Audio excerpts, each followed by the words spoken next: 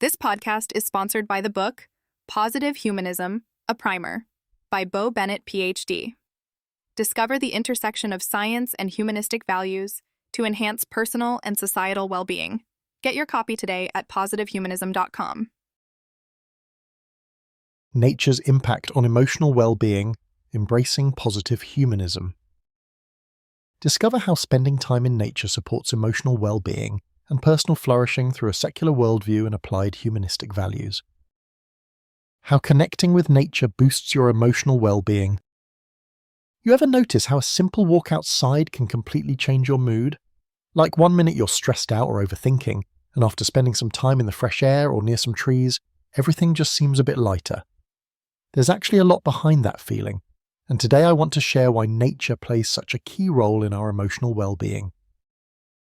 Living in a world increasingly dominated by screens, deadlines, and constant digital noise, it's easy to feel disconnected, not just from others, but from ourselves.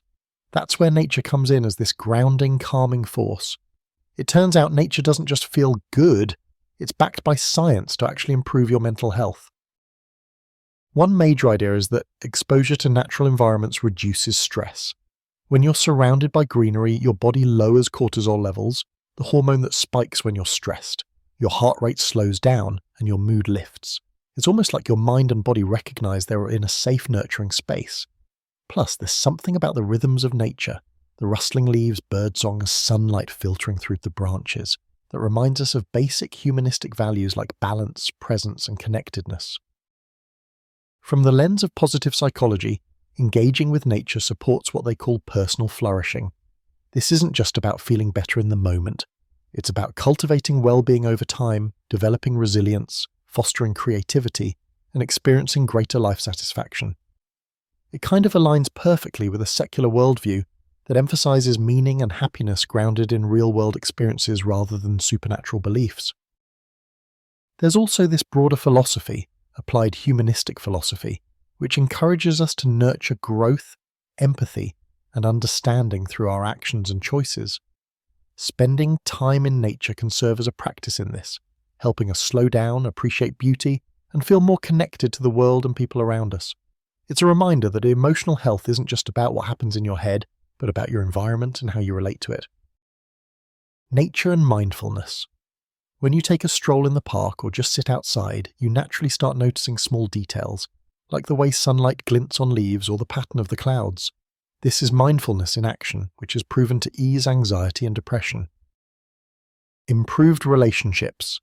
Spending time outdoors with friends or family doesn't only improve your mood, but also strengthens your social bonds. Shared experiences in natural settings foster empathy and connection. Physical health benefits. Moderate outdoor activity increases endorphin levels and promotes better sleep, both of which have strong ties to emotional well-being. If you're curious about how all these ideas, positive humanism, humanistic values, positive psychology, interconnect and support a thriving, joyful life without relying on religious frameworks, you might really enjoy the book Positive Humanism, a Primer, by Bo Bennett, PhD. It's a guide that blends philosophy and science to help us create meaning and well-being from a secular perspective. So here's the takeaway. Next time you feel off or overwhelmed, try stepping outside, even for a few minutes. Let the natural world remind you of your own capacity for calm, joy, and resilience.